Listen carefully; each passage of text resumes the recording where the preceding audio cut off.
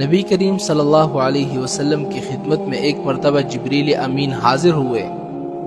تو اللہ کے رسول صلی اللہ علیہ وسلم نے جبریل امین سے فرمایا کہ جبریل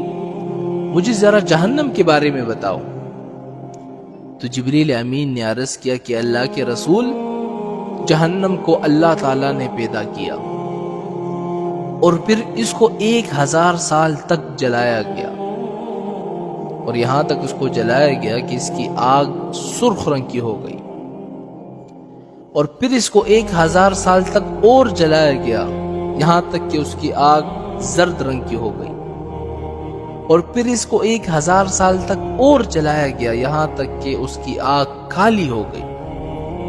اب اس کی حالت یہ ہے کہ نہ تو اس کی لپٹیں کم ہوتی ہیں اور نہ اس کے انگارے بجھتے ہیں۔ یعنی آپ لوگ جہنم کا اندازہ اس طرح لگا لیں کہ ایک مرتبہ اللہ تعالیٰ نے جبریل امین کو مالک جہنم کے پاس بھیج دیا جو جہنم کا مالک تھا، اور جبریل سے کہا کہ ان سے ہمارے آدم کے لیے کچھ آگ لے کر آؤ تاکہ وہ دنیا میں کچھ کھانا وغیرہ پکا سکے۔ تو جبریل امین مالک جہنم کے پاس چلا گیا اور ان سے فرمایا تھوڑی سی آگ چاہیے۔ تو مالک جہنم نے پوچھا کہ حضرت کتنی آگ دے دوں؟ جبریل امین نے فرمایا کہ 1 چوارے کے برابر دے دو۔ تو مالک جہنم نے عرض کیا کہ حضرت اگر آپ 1 چوارے کے برابر جہنم کی آگ دنیا میں لے کر جاتے ہیں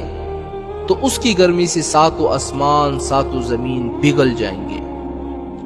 تو جبریل امین نے فرمایا کہ اچھا اگر اس قدر جہنم کی آگ تیز ہے تو ایسا کرو کہ چوارے کی گٹلی کے برابر مجھے جہنم کی آگ دے دو۔ تو مالک جہنم نے اس پر عرض کیا کہ حضرت 1 چوارے کی گٹلی کے برابر آپ جہنم کی آگ دنیا میں لے کر جائیں گے تو اس دنیا میں نہ کبھی بارش کا ایک قطرہ ٹپکے گا اور نہ کبھی زمین میں سبزہ اگے گا۔ اس پر جبریل امین نے اللہ سے فرمایا اللہ میں دنیا میں کتنی آگ لے کر جاؤں؟ اللہ نے فرمایا کہ 1 ذرے کے برابر آگ لے لو۔ جبریل امین نے جہنم کی آگ کا 1 ذرہ لے لیا اور اس ذرے کو 70 مرتبہ نہر میں غوطہ دیا، بجھایا اور ٹھنڈا کیا۔ اس کے بعد اس کو دنیا میں حضرت آدم علیہ السلام کے پاس لائے،